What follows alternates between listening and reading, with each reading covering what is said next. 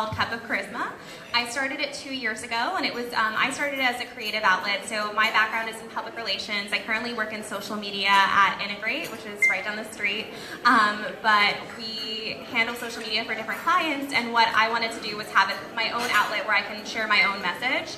So I started my blog 2 years ago to really have a place to help inspire women and showcase, like millennials who are doing great things, showcase different topics that women go through in their 20s, and then also showcase brands that give back to charity. So that's one of my passions. So I started Instagram because I'm more visually inclined, and I feel like it was something that I've loved to always take photos, and I've loved to really tell a story through aesthetics. So that was something that was great for me, and I felt like it was an appropriate platform. So out of all of the social media platforms, I do have to say Instagram's my absolute favorite. So that's great. So tell us a little bit about your Instagram strategy right now. Like, how are you? I mean, right now it seems like we started with Instagram being this place where you could go and just share all of the things that you do, and then it got very curated and manicured lawns, and everything has to be in order, and everything has to be like back and forth.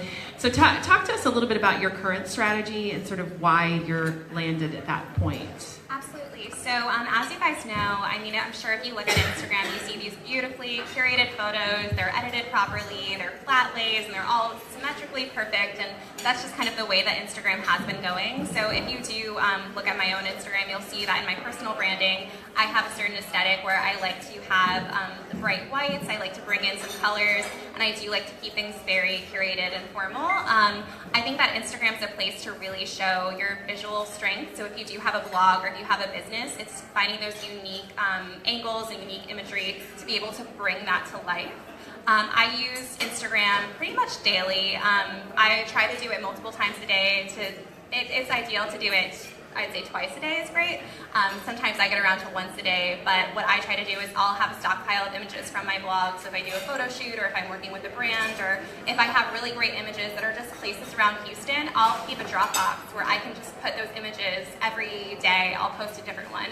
So if I am running out of content, I don't have to worry, because my new followers are not gonna notice if I post something that I might have, shared that I was at that beach in Hawaii 2 years ago, and they're not gonna see that content. So I'm constantly repurposing content to be able to make my Instagram fresh every day.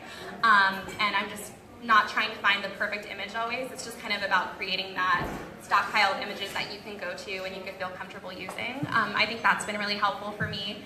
And I would say that I use my other social media platforms to be a little bit more out there. I think Instagram Stories is a great way to show your personality. So if you do have a curated Instagram, but you want your followers to be able to get a different side of you and to be able to see who you are and talk to you and listen to your voice and kind of see those silly moments, I think that Instagram Stories and live videos are the place to do that. So that's where you can break away from that curation. And that's interesting to me. So let's talk about the stories first, because that's an older, feature, and I know a lot of us here use that quite a bit. How have you seen that working? What has been the feedback that you've gotten from using stories from the people that follow you? I love Instagram Stories, so I know that everybody was having a big debate when they did launch, and everybody was like, do I use Snapchat or do you use Instagram, and what do I do now? And I personally think that if you are a brand, or if you are, an influencer and you're trying to deliver a message, you should work with the place that you have your audience. So I use Snapchat, and I think a lot of my, my friends, my family members, people I went to college with follow me on Snapchat, and that's where I can be a little bit more, silly. It's a lot of pictures of my dog. But on Instagram, I use that to reach my audience who, if I'm talking about a brand, let's say I'm working with a socially conscious makeup company or something, I want to show them a demonstration. That's a place where I would use an Instagram story for. And I also think it allows your readers to send you messages, which I have found really valuable. So I'll notice that people are able to, a direct message is great on Instagram because it gives them a direct avenue to speak to you. So if you do have followers, it's great to have that area where they can just reach you directly and ask you questions. And what I've noticed is when I post these stories, more often than not, I do get direct messages on the actual story, which is great because it just shows me that, people are watching and they're interested, or they have a question about a product I'm using or a place that I'm going. So it's a really great way to just open that dialogue and engage with your following. I think it's a lot more fluid and a lot more open than just posting a simple photo and waiting for people to comment. So I really prefer them. And I also think, I've worked, for example, I have 20,000 followers on my Instagram right now, and I've worked really hard to get those followers. So I've noticed that on Snapchat, I may get, a couple, like 100 views on a video, but then on Instagram, I'll have a couple thousand views on my stories. So it's just kind of finding out where your audience is and using that platform. Yeah, and I think that's interesting you talk about the direct messages, because like I feel on Twitter direct messaging can be useful, but right now it also is really rough because a lot of people have learned auto DM and they've learned all that kind of stuff. Spam, it's very spammy. But what's cool about the stories and what you said and what caught me is that when they're watching your story, they direct message you while they're watching the story because there's a reminder of you. So they think, oh, I need to ask Jillian this or whatever. I think I even did that one time. Yeah. I actually think I did it for this. I direct messaged one of her stories and said, hey, oh, by the way, we need you to come. So yeah, I think that those kinds of things are really personalized, which I wouldn't have thought that would be the real takeaway. Because before stories, I don't really remember getting too many direct messages ever, even though they existed on Instagram. Yeah, I agree.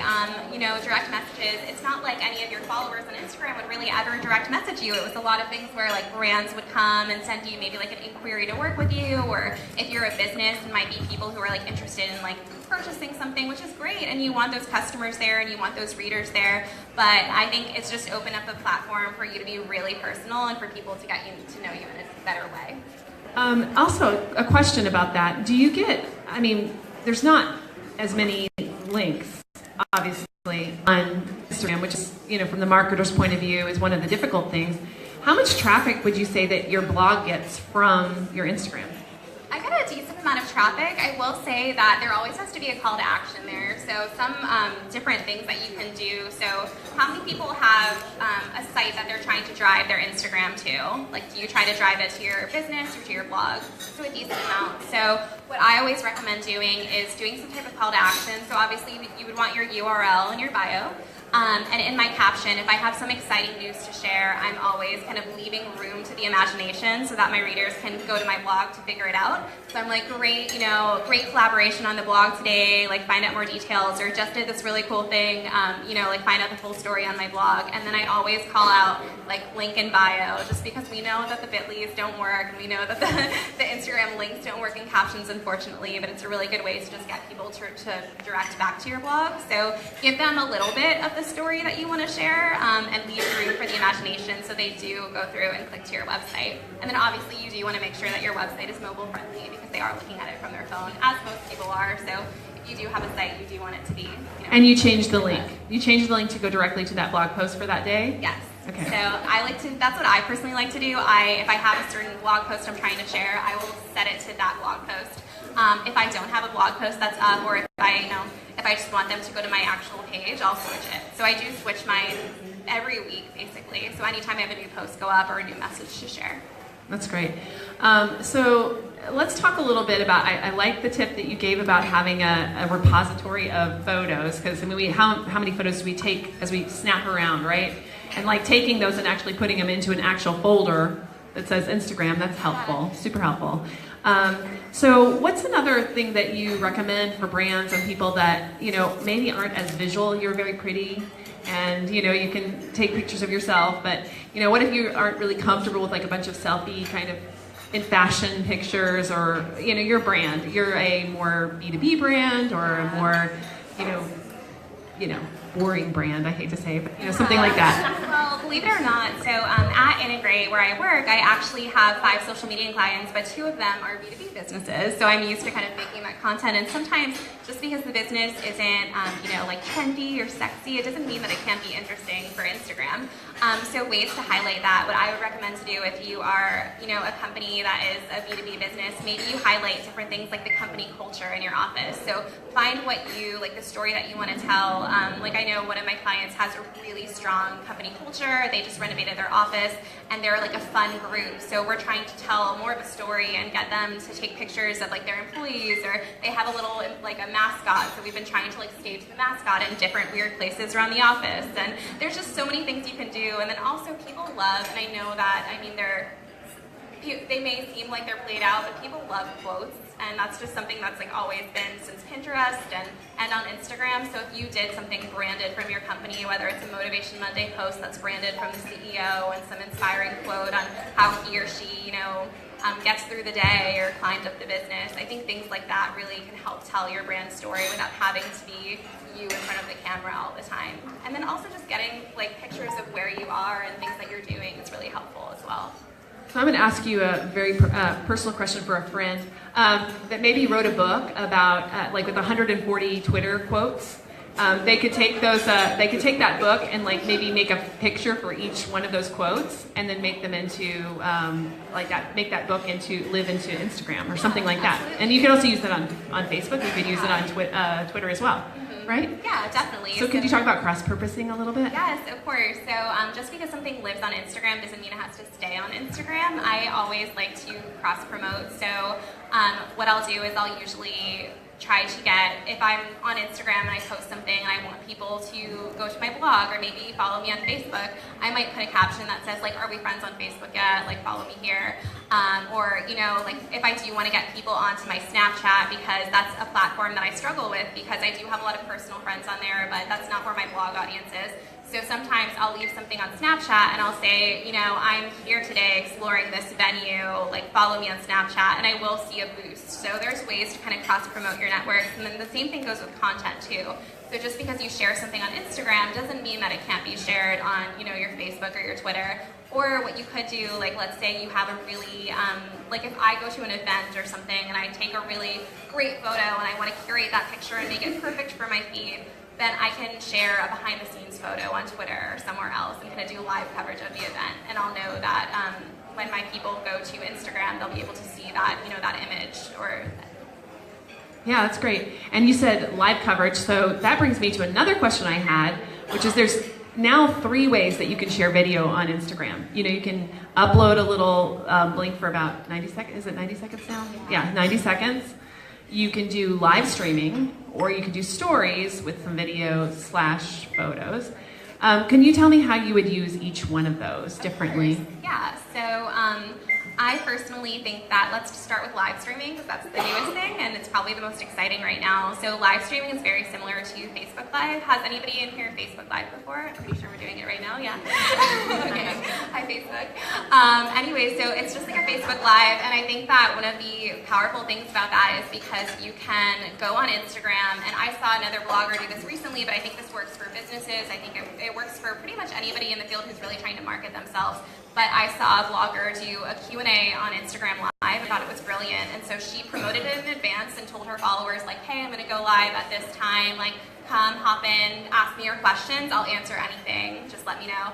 So this is a blogger who has a pretty significant following. I just hopped into her live chat, and people were pouring in with questions and commenting on where she was, and like she was in her house, they were commenting on the decor, they were asking her how she started, asking her everything from like her favorite type of dog to like what caused her to pick that career in life. Like people can ask you anything, but it just kind of really makes you vulnerable as a business owner, as an influencer, and it really opens up a new dynamic. And I think that that's a great way to do Q&As. So something that I would be interested in doing, like for example with a client, I would love to do like a Q&A with the CEO of a company and be able to do something where people can ask questions throughout the live chat, and then you can see all the interactions as you're going too. So those are really powerful. For Instagram stories, I know we've talked about this a couple times, but I think that they're great to just show like a little peek of your day and show what you're doing. It's great for brand coverage as well. So if your client is doing an event, it's great to get those behind the scenes images, behind the scenes videos, and kind of cover the event live. It's also just great to talk about things that you want to share if you're working with a company or if you have some exciting news to share. It's a great way to kind of make a new messaging platform for your followers. And then live or just the regular videos are powerful because it's just it lives on your feed. Your feed's really important, and the way your feed looks is very important. So videos add a new dynamic, and it adds something where you can, whether it's like a stop motion video or it's just a video of a promotion that you have going on or some type of thing that you have done as a business. I know that those tend to perform really well, and they do get a lot of engagement. So I personally like to incorporate videos in my content. Even Boomerang, which has everybody used Boomerang here? Yeah, Boomerang's my favorite. I still haven't perfected it though, so I know it can always be a little awkward when you're trying to get the perfect Boomerang shot, but Boomerang's a great way to just incorporate an interesting shot that stands out on the feed, because people are scrolling through pictures, but if you see a moving image, I just feel like it catches your eye a little bit more. Yeah, that's really interesting too. And you know, what's interesting to me is sort of the patterns.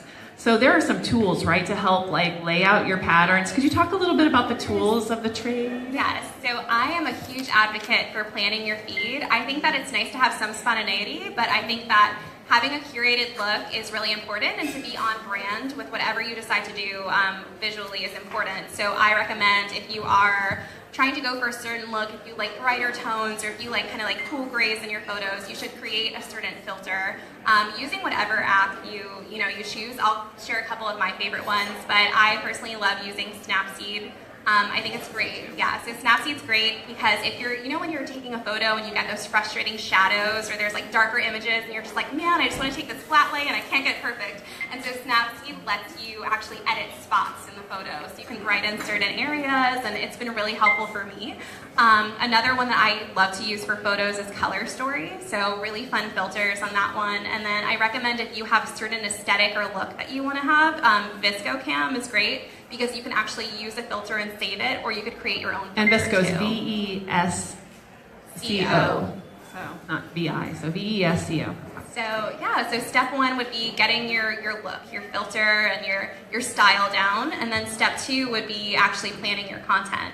So there is a tool that I love using. It's called Planoly. So it's Planoly. I'll post it in the group later too. But it's a great tool where you can actually upload your pictures once they're edited, and you have the photos you want to post on Instagram, you upload them, and you can drag them around so you can plan out your content. So you can say, like, does this look good? And you can see like what photos go well next to each other. You're not wondering, how does that snake down to here? Like, Yeah. I do that sometimes. I'm like, how's that going to...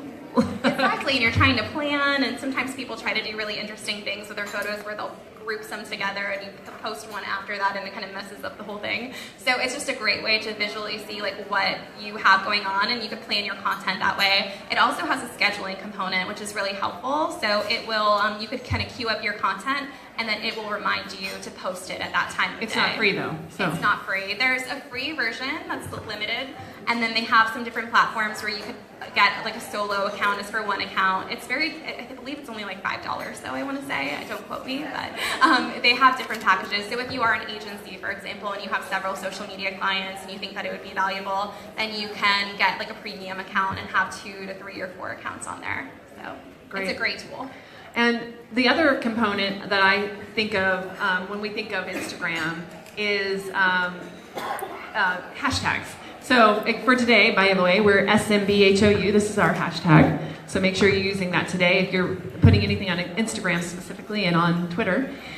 So talk to me a little bit about how you find those hashtags. Like, how do you know which hashtags to use, and how many should you be using? And there seems to be this big debate over hashtags all the time. Yeah, so you can use 30 hashtags.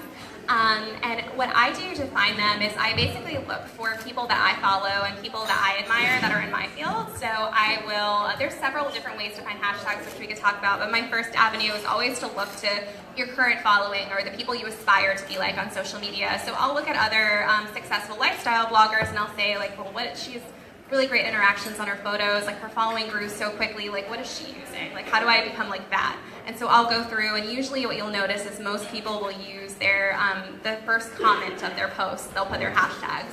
So no longer do you want to put your hashtags in that first caption. If you can put, like for example, if it's like the hashtag for an event or something, like this hashtag I would put in my main caption because I want people to see it and see where I am. But if I wanted to use hashtags to get people to see my photos, like hashtag fashion, hashtag blogger, hashtag lifestyle, hashtag social media, I wouldn't put that all in my first caption. I'd put it in the second comment, or the first comment on their post. I personally like to look at other bloggers and see what they're using, and then I also like to use some apps and websites. So something that I downloaded pretty recently and I find it very helpful is this app called Tag-O-Matic. And you would basically you key in the hashtag of like something that relates to you. So if you are let's say you're a restaurant in Houston, then you can say like Houston restaurant or like foodie or something like that, and this app will pull hashtags that relate to that topic that are popular. From there, you can actually select your hashtags down a list, and then it'll copy straight to your Instagram. So like it does the work for you. You key in the hashtag you want, you click which hashtags you want to add to it, and then you just press copy to Instagram, and it opens up in Instagram and will actually paste those hashtags to your post. So that's very cool. It's very nice. Yeah, and on the desktop or on your computer, you can use Hashtagify too. It does some cool stuff like that. It doesn't copy and paste it for you. It just gives you some ideas of related hashtags to your hashtag.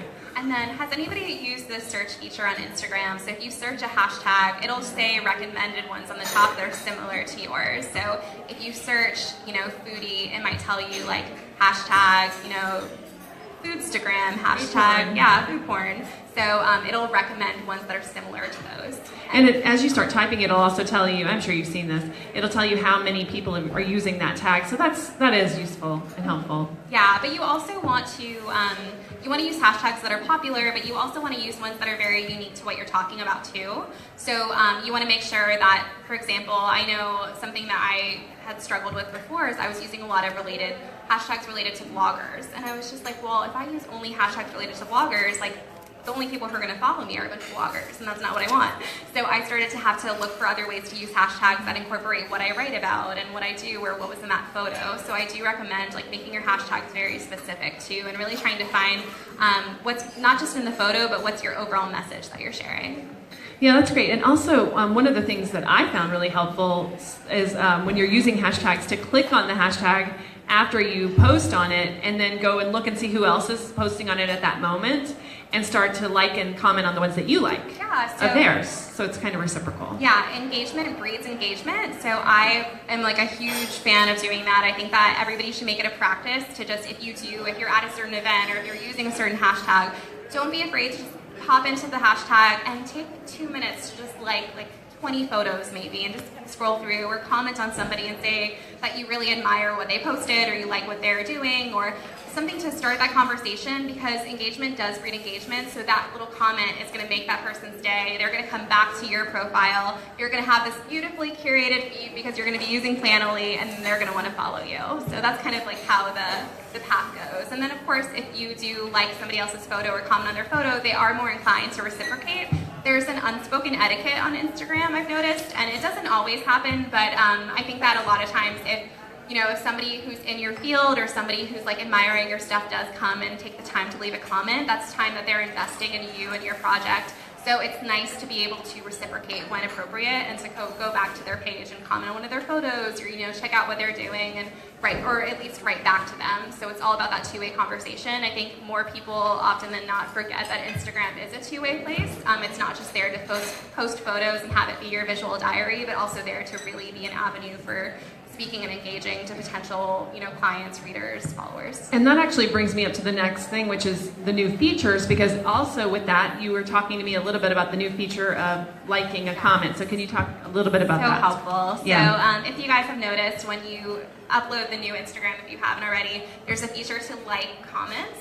This is great if you are the type of business that gets a ton of comments. I will say that it's very time consuming to go in and reply to every individual person, and that can take so long. There are tools where you can do that easily. Like I know I personally use Iconosquare, and that's where I can actually, it's an analytics tool, so I can go in and comment to people, so I can type it out instead of typing it on my phone, which is helpful. But an easy way to engage with people, especially if somebody is leaving a comment on your photo that they're not asking a question, or it's not like they're really investing that much time. A lot of the comments I get are like, great, pretty, cool. And so instead of leaving, what am I going to say back to that? So what I do now is I like the comment, and it just makes your life easier because you're still engaging with that person, but you don't have to spend the time crafting a response to every individual, comment. Plus it looks weird in your feed, all these, comments back. If they're cool, oh thanks, I'm glad you thought it was cool. That's great. Awesome. Talking about following, because 20,000 is a lot. So how are you kind of doing that? Are you having a follow, unfollow strategy? I mean, tell us what you're kind of doing to make that happen. So I don't do an unfollow strategy. I think that does work for some people though in the beginning. I think if you're trying to get followers, you as like a starting out as like a new account or a new influencer, new brand, to get followers, what I would recommend doing is following people who either follow accounts that are similar to you, potentially people who follow your competition if it's not too creepy. You want to be really careful with that. And also, like what I would do in the beginning is I would try to follow people who were following other bloggers. And I would say like, okay, well, you know, she looks like me, like she kind of has a similar thing. She posts about charitable brands. Like I bet you the people who read her blog are going to want to read my blog. And so I would do it that way. I think that really helped me in the beginning. Some other things that you can do are giveaways. So if you are the type of company that can partner with a business or partner with somebody else who has a premium or like high social following and you're trying to gain followers, it's great to partner together and do some type of collaborative giveaway where you can say, okay, follow these 2 accounts and you'll be entered to win, you know, a stay at this hotel in Houston or whatever the prize may be. It's just, I did a couple of those and I was just getting started and I think that those really helped me. Those chains, the chain things where you have to go and visit all of them and like different things. Yeah, and so then I had done a couple of those and that helped me grow. And then I think I stopped doing them probably within the first year of blogging and I was kind of done with the giveaways, and now I think my growth tactic has really just been engaging and trying to be really consistent with content, post regularly, and I've noticed that by just posting and just engaging with different people and engaging with hashtags, the follows flow in more frequently and they flow in consistently. When if you do a giveaway, depending on what you're doing, you're gonna get people who follow you because they may stay around and they may be like, oh well, this girl's cool, I like her content, I'll just stay around, and that did happen to me. But then you also get people who are there for like the prize and just want to follow you to win something. So I think it's a great growth tool if you really are just trying to grow aggressively in the beginning, but it's not a consistent tool. I think the one thing that you can really do is just stay consistent, be on brand, and engage as much as possible. That's great. I just want to make sure we covered a lot of ground. So the new features, have we covered all the new features? Live streaming. Let's talk a little bit about the algorithm. Yes. Okay. So that basically sums up my feeling on the algorithm, and I'm sure everybody feels very similar. But as we know, Instagram is now owned by Facebook, and once Facebook touches anything, it usually becomes a very pay-to-play platform. So you do have the option on your account of becoming a business too now, so that's a newer feature. So I know that my Instagram caught on to the fact that I had a Facebook page registered with Cup of Charisma, so it started telling me to switch my account to a business account. This is great because your followers can contact you directly by clicking a button, and it's very simple to have them reach you. What I was realizing before was when people did want to contact me, I was getting a lot of direct messages, and if you'll notice, your direct messages, if you don't follow that person, they go into another folder. It's kind of, like not top of mind, and you can miss them. So I realized that that's really helped. But in that same token, when you are a business page, the algorithm, I feel like Facebook really wants you to pay for certain things. So there are now Instagram ads, which you can invest in. There's boosted posts that you can invest in. But I personally, I'll tell you, for some of my clients, we do Instagram ads, but I personally don't do any for my own social media accounts. And it's just something that I haven't really found to be helpful. I tried some boosted posts before, but I think it's really the best way to really beat the algorithm is just to really up your engagement and just try to communicate with as many people as possible. It is good to have that, though. You have to make a decision. If you are a business, it does give you analytics, which you won't get if you're not a business account. So the analytics are maybe really important. If you are actually a business, you really get those. I do recommend going to a business account, whether you are a business or influencer. I think that's great. I think if you want to have some pay-to-play platform and you want to advertise, that's something that's up to you and your budget. But if you do have a product to sell, or if you do have a specific item that you're trying to market, I think it's worth it. Yeah, and my understanding, and I'm not 100% sure, because you haven't done a lot of ads either, so you may not be either. Maybe somebody here could answer that question. Is it's harder to get to just boost to your own following on Instagram. You still have to kind of target. Is that true? Yeah, I thought so. So yes, Rebecca's saying yes, and I think that's right. So you can't just boost to your own following. You kind of have to just set your parameters and do all the demographic, psychographic stuff, right? Is that true? Yeah. And then when you boost, so if you schedule a post through Facebook, and let's say you're boosting a Facebook post and it's going to boost to your Instagram too, or if you're placing an Instagram ad, those posts and those ads won't show up on your feed, so you won't see it on like your curated gallery. But if you boost through Instagram, you'll be able, it will stay on your feed. It's a photo that you have, and then you're going the extra step to boost it to get more eyes on it. The people who want to stay, that's what you would market yourself as, the people who want to stay in the know on things that are happening in Houston, and they want inside eyes. I mean, not everybody, I mean, people follow the media, but not everybody, like, people appreciate those third-party outsiders that are even further than the media, who are those citizen reporters. And I feel like now more than ever, just because there's been a lot of things going on in the media lately, and people really do value like the outside person who's just showing it like it is. So I think that there is a market for that. I think that Twitter is a great platform for that too. So I think that that is like a fantastic use of that. But if you are taking like pictures, and I think the live stories, like if you're at like some type of event, or you're in, if like something's happening in Houston, like there's like a protest going on, like that's something where you could use like Instagram Live and be able to report live like you are a journalist. Yeah, that's the really cool thing about Instagram Live, because it doesn't record like all the other ones. So like, you know, when we do Facebook Live or we do Periscope / Twitter, it records and keeps a version of that. Whereas with Instagram Live, it's ephemeral. It's here and it's gone. You know, you if you're not there when it happens, which is why I liked what you said about your friend, that she promotes ahead of time. So that's, I guess in live events that's not going to happen, but you could. Yeah. With Android, if you use AZ screen recorder, you can record your Instagram Live. Okay. Oh, that's cool. There you go. AZ. Okay. So Ken says with AZ screen recorder on an Android. Android, so the Google Play. In Google Play, you can download that app, and then if you have that, you can actually record your Instagram Lives. It's recording your screen and audio. So. Okay, it records your screen and audio, so you can record anything really that you're doing on your screen and audio. That's great. It's a cool AZ Live. Somebody write that down and tweet it. Yeah.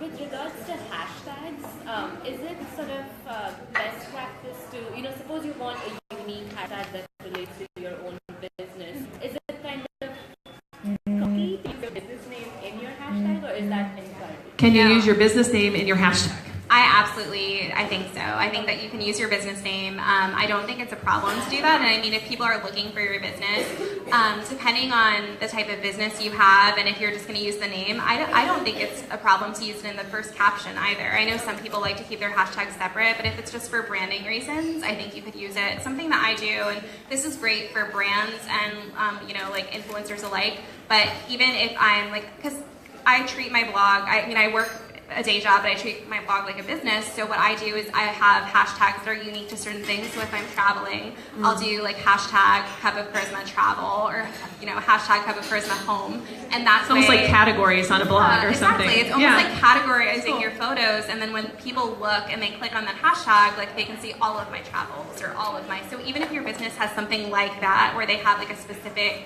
thing that they do or a specific like aspect, you can brand it that way too. Great, yeah. It's a great if this then that recipe for both Android and iTunes, iPhone. So for those of us, if you're in a hurry or you're just lazy or whatever, you can post something on Instagram and it'll automatically share the image in your Twitter feed, rather than because Instagram's all like Facebook and Twitter, they don't often play nicely together. So if you share it on Twitter from within Instagram, when you go to Twitter, the image will be hidden. But if you use it in that recipe, the image will show up. Yes, that's a really good one too, yeah. So if this, then that recipe that goes from Instagram to Twitter and actually posts the photo on Twitter. It's actually a really, great. I've used that for a long time. It's a great one. Good one. Thank you.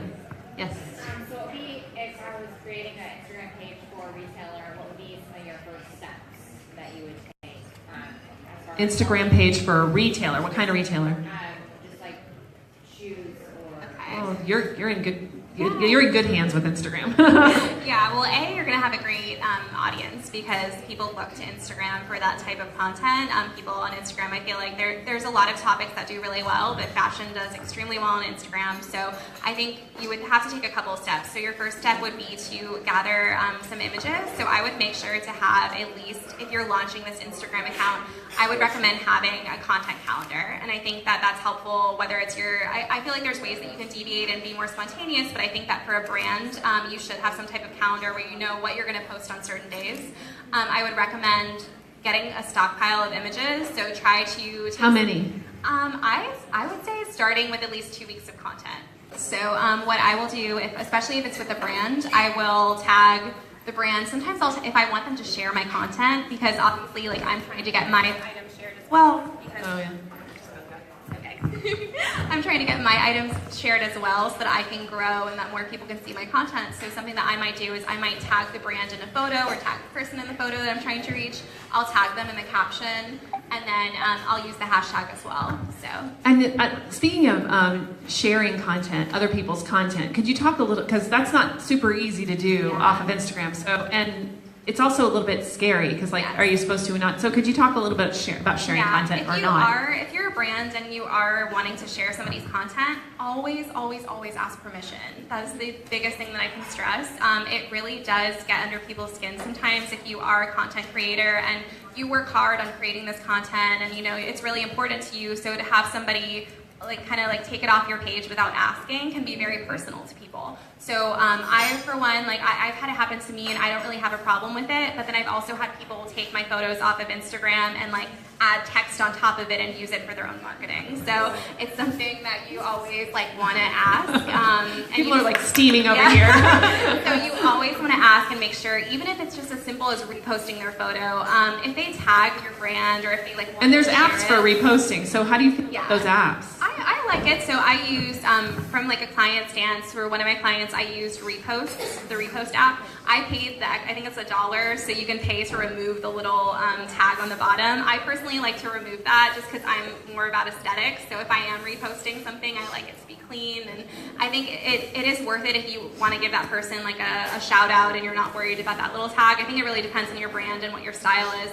But Repost is great, and you're able to copy that person's caption as well. So you go into the app, you copy the share URL, and then from there, you would paste it into the Repost app. It pulls that person's photo, and then it takes you back to Instagram. So it's a very easy. So do you get permission for that too? I personally like to ask. So I think just a primer rule, I think if somebody tags you in something or if somebody shares something from your brand, let's say you have a shoe company and they tag a pair of shoes, what I would recommend as a brand, just to make it more personal and they feel, it also gives them, they feel good talking to you. So I would recommend commenting and saying we love this photo so much, do you mind if we use it on our Instagram? We'd love to share it with our followers too. So I've had that happen to me recently with a makeup company that they sent me a direct message and they also commented on my photo to make sure I saw it, and they asked, and they were so nice about it, and I was like, of course, I'm not going to charge you to use my photo, but some people will be more personal about that. So if you are using, especially from influencers, it's just best practice. And some will just really not want that. Yeah. I mean, some don't like those apps at all. Yeah. So just be safe. Yes.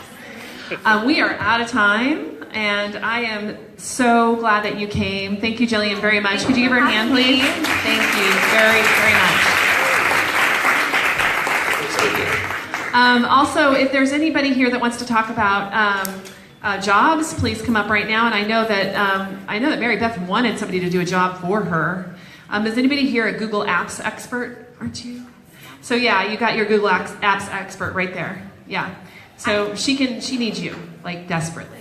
I actually need you. We all need you for this. Yes, please. Okay, Integrate great. has a job. So yeah, we do. So as you guys know, I said I work at Integrate. We're a great public relations, social media, and marketing agency that's really close. It's right in Kirby. So we actually have a vacant position for a public relations executive. Wow. So this person would be working on my team too. So if anybody wants to chat about it, we're taking applications at jobs at Integrate Agency, and we'll put it on the jobs. We'll put it on the jobs post. Yeah, that'd be perfect. And we also have it on our Facebook. So if you go there or our website, you'll see it there. So we have on the Facebook page, those of you who know, a jobs board, so to speak, and underneath you just leave a comment with the link to any job you have, and a lot of people look there. Every month they'll tag it and save it and look there to see what's coming up. So we bring speakers who bring jobs. That's good. So anyway, thank you guys very, very, very much. And next month we're going to be, I think we're going to be talking about how to use email, but for social media, to get social media followers to your email. But I'm going to see. We're not quite 100% yet on that.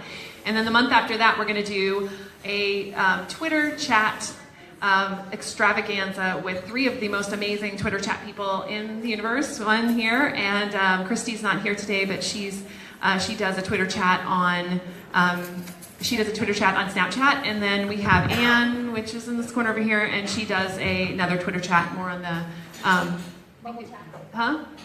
mobile chat on mobile. So we're going to talk about Twitter chats and how we can maybe use those to grow our business. So thank you very much, guys. Have a great, great day, and hopefully it won't rain. Take care. Bye.